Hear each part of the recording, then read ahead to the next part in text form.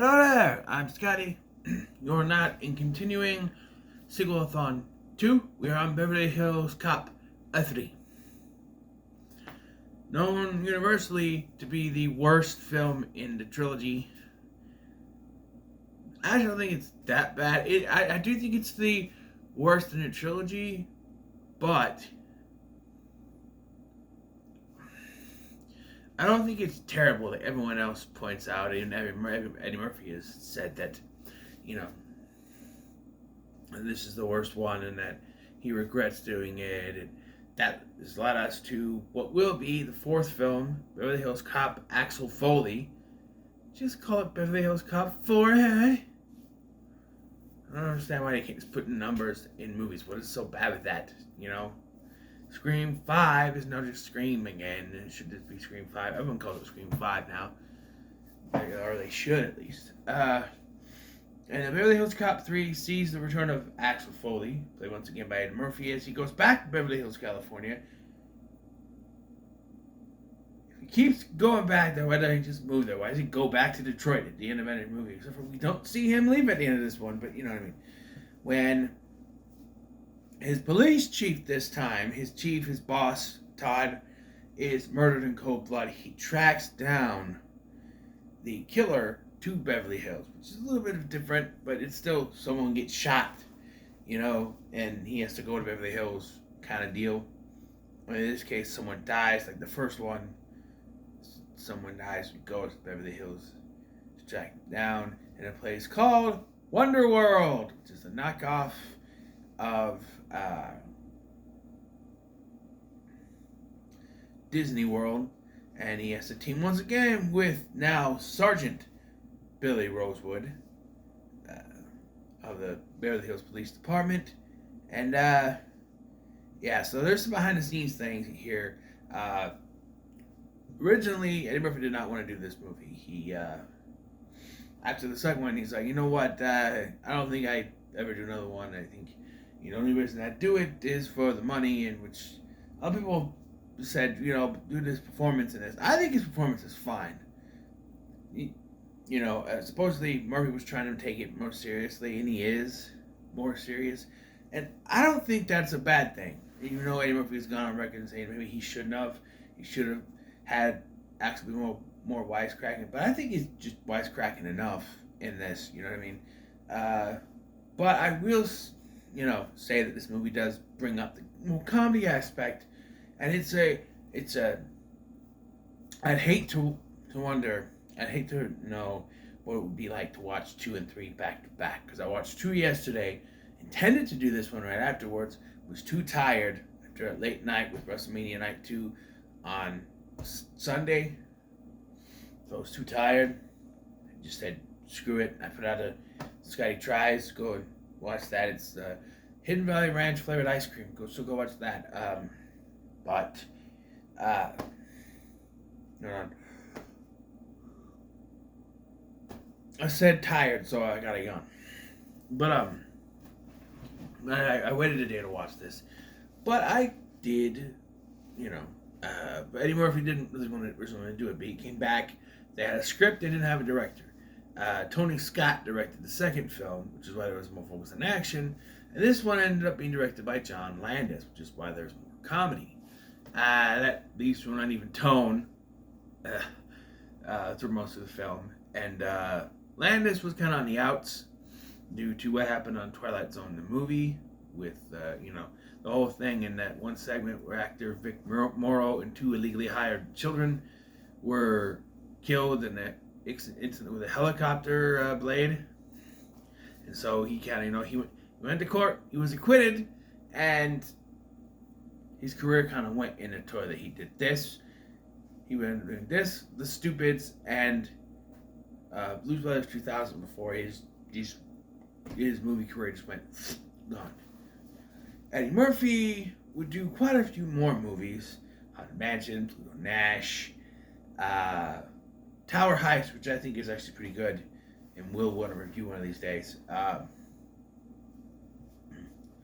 But, you know, he would also, you know, The Nutty Professor and Dr. Dolittle would be after this.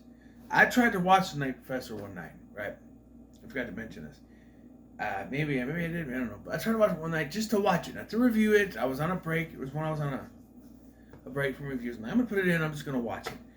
Although, I don't know if I would be able to just watch it and not review it. But if I had reviewed it, if I had gotten through the movie, see, I've seen bits and pieces of the movie before, but I had never seen the whole thing. Now, I had nothing to do with Eddie Murphy.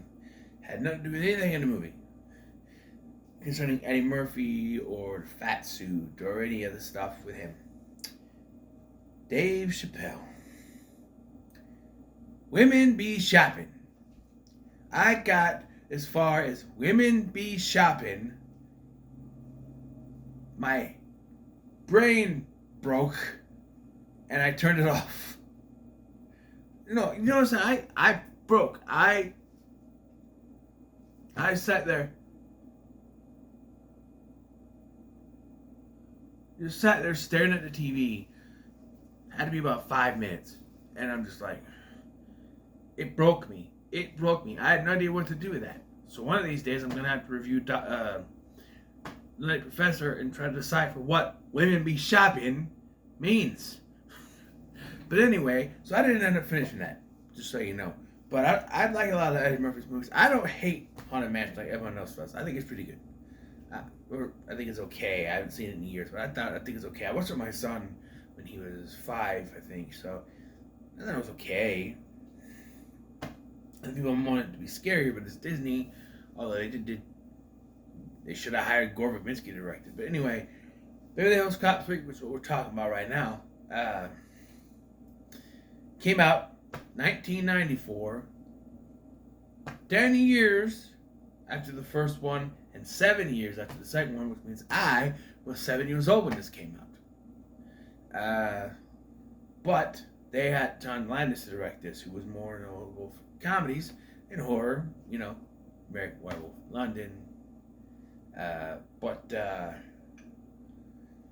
this was more on his comedy side, and this felt like one of his later comedies. I mean, Eddie Murphy teamed with him before. He did Coming to America, Trading Places, both good movies. Although I haven't seen Trading Places all the way through. I've seen bits and pieces off TV. But this just like I think there's too much focus on comedy. The first two films had a great balance. Yes, there was a little bit more action in the second film, but it still had great comedy. Eddie Murphy was on point. Eddie Murphy is still good in this, but not as good as before. And there's just, like, the comedy just seems dialed up, I want to say. Like, beginning of this movie, right? You wouldn't know you're watching a Beverly Hills Cop movie. Even, you know, if you just walked in after the credits come up and you see these criminals and they start dancing to old Motown songs and you're like...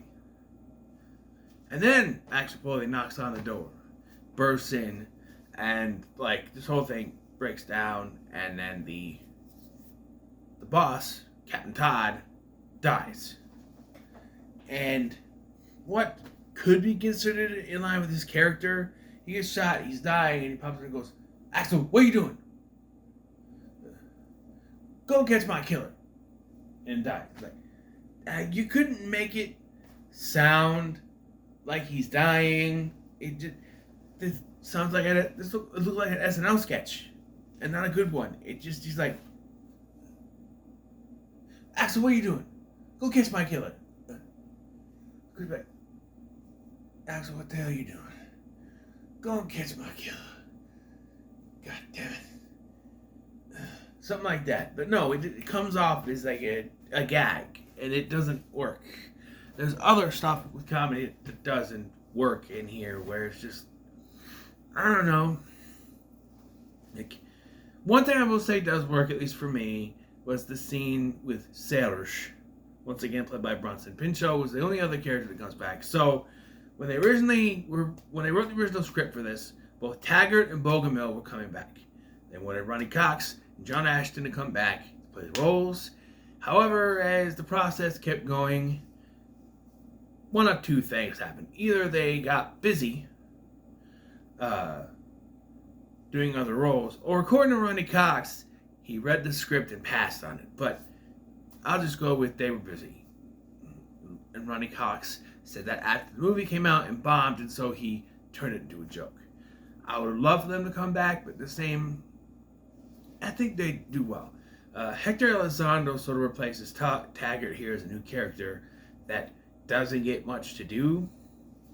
Even Billy is kind of played back a little bit in favor of Axel doing things on his own a lot. After all three of those characters, Axel, Taggart, and Billy working together, in the second film, this was kind of a downgrade. I feel like Billy doesn't get enough to do. He's got a new position. And again, comedy, the big running joke with him is that he has to name off all of the initials in his job. It's not funny. It's stupid. There's a gag when Axel goes to the police station with this automated voice system that starts in press 1 to talk to me, press 2 to Spanish, whatever. And it just keeps going and going, and I'm sitting there going, and Axel is yelling at, hey, can you just, I'm like, it told you, press 1. And funny, he just gets out of his car and walks into the building. It's like, the old Axel Foley would have smashed through the thing, but he's trying to be grown up, so I don't know, but, and so yeah, he's tracked down the killers to this place called Wonder World, which again is ripoff of Disney, down to having a Walt Disney ripoff named Uncle Dave. Just makes me think of Wendy's, but Uncle Dave, played by Alan Young, Wilbur from Mr. Ed, but also known as the voice of Uncle Scrooge McDuck. That's right, me lad. It's Scrooge McDuck, yet me lad. My darling Abigail. Yes. Rest in peace. He's good in this as this Walt Disney type guy. He only has a couple scenes in this movie where he shows up in Axel's hotel room. Hotel room. And then later where he gets shot by this guy who is the villain and is very villainous. John Saxon is in this movie, and I think it is so stupid they made him a bad guy. He could easily just been a guy working there that had no idea what they were doing. Another thing is that I thought this movie was close to finishing up. There's a moment where he finds out what they're doing. They're printing money. Counterfeits. They're printing counterfeit money, and he figures it out, and he gets the cops. Hector Elizondo's there, the FBI guy is there, and when he's like, hey, money comes out of this machine, they're printing this money in the machine, and when it comes out, it's like Wonder World dollars. Oh, bullshit. Even he rolls his eyes. Like, even they remember saying, we're doing this shit, and I'm like, okay, so we're close to the end, right? I looked it up. I looked at it. How much time I had? 44 minutes of the movie left. We're only an hour in. This movie's an hour and 44 minutes. We're only an hour in. So there was more to it. But then it gets kind of complicated. They decided to frame Axel Foley for the attempted murder of Uncle Dave. So he figures out what's going on, and it's the piece of paper. There's a piece of paper left to him by some guy named Roger that Uncle Dave knew, and they try to look at it, but they don't figure it out. And they figure out that's the printing money. There's the things on it, and it's proof. Right after they figure it out, the bad guys spot them. And they're okay, and then shoot Uncle Dave and blame Axel for it. And it was supposed to be a gag where he is right there, standing, like he takes Uncle Dave to the hospital, and then he's sitting behind, there's a bar at a hospital, or maybe it's across the street, I think. And he's talking on a payphone. And then the news thing comes on about him. Every single one on the bar turns around, and he's gone. I'm like, no, that's not funny. That's stupid. It's supposed to be funny. It's stupid. eh, eh. But like I said, the scene with Serge is pretty good. He's no longer working at the place because apparently he got shut down after Axel shot his boss. Is that the first one? I guess. But now he is working on this weapon, or weapon, or whatever he says, weapon, this weapon, and it is a combination like machine gun, net thrower, microwave, a radio, shit, and he also gives each of them this light thing that you push it, and it's a blinding light, and I'm like, oh, I wonder when that's gonna come into play, and it does. They use it to get away. Billy doesn't use it though. And so yeah, and he ends up using this, but it's not used the way you think it should be used. It's used as a tool for comedy. First time he tries to use it, net comes out, falls right in front of the bad guys. Tries to use it again, radio starts playing. Tries to use it again, CD player starts playing. I'm like, okay, can we get to it? Starts shooting out bullets, and then he can't get it to shoot out bullets again. I'm like, what? Shoots out a rocket. Okay. Or a missile, whatever it was. I don't know how you fit that in there. It blows up, like shoots through a popcorn machine, and then blows up this merchandise stand. Yeah. He's waging war in Wonderworld, ladies and gentlemen. And then Hector Elizondo comes back into this, which is how you know he wasn't originally written as Taggart. Because you might think, oh, maybe he was Taggart and they were... Taggart would have been more involved in this, is I think. But, you know. And I think that they did this way too much where it's like, he goes to do something, gets in trouble, and then gets out, does it again. Which is sort of what he did in the other ones, but they go back to the well too many times in this movie for it. But it's different writers, different producers, different director. It's everything is new, and it kind of just didn't work.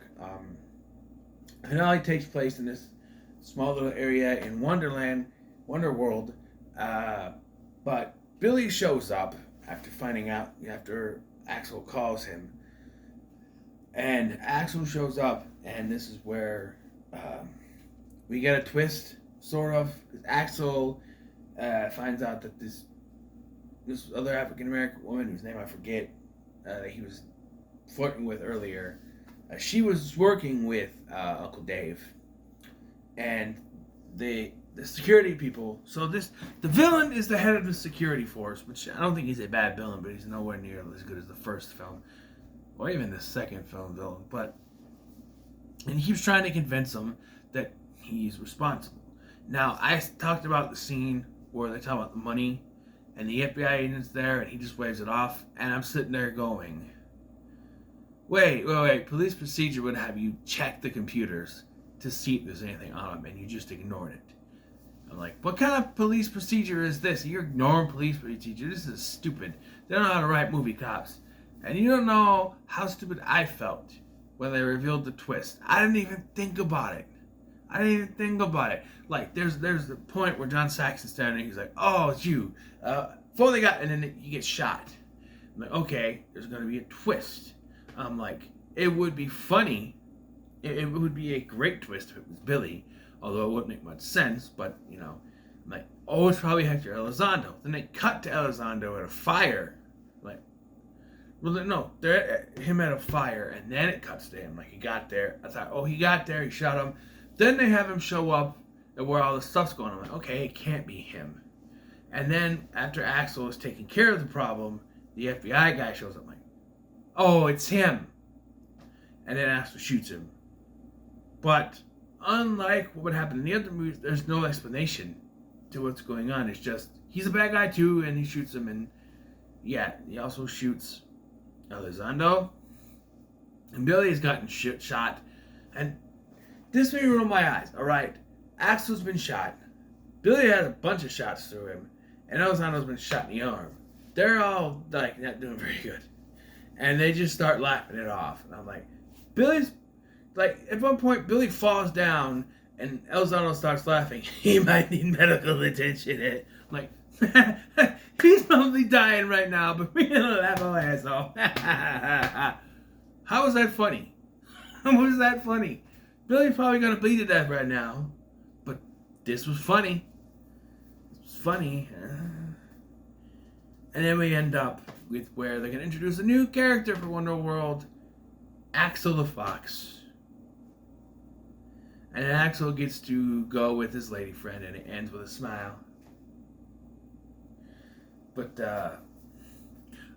I did like where when they're at the award ceremony for the security guy, and Billy already knows what's going to be. He's like, Axel, don't do anything, and Axel just looks at him and goes, and starts clapping. Just, Eddie Murphy smile. I didn't hate this. I'm gonna give it a middle of the road though, because it wasn't as good as the first two. Could have been better, and it was an uneven tone where it's just like the comedy didn't hit the way it should have. People are shot to pieces. Billy could be dying right there, but we laughing about it. There was no, like, the chief died, and besides Axel being pissed off and going after whoever did it, it's played for a laugh, really. Like, he's just like, Axel, what you do? Go kiss my killer. And that was like, okay, that wasn't needed, but yeah. So let us see what the next sequel will be. I already know, but over to my cupboard of sequels. Here we go. It's done here, this row right here, right? Let's see. You know what? How about these? American Psycho 2. I'm kind of wanting to see this. How they connected to the first one, and what Mila Kunis is it his daughter? What? Who knows? So what are your thoughts on Beverly Hills Cop 3? Let me know in the comments below. Be sure to like, share, and subscribe. Watching. I'm Scotty, and I'll see you in the next one.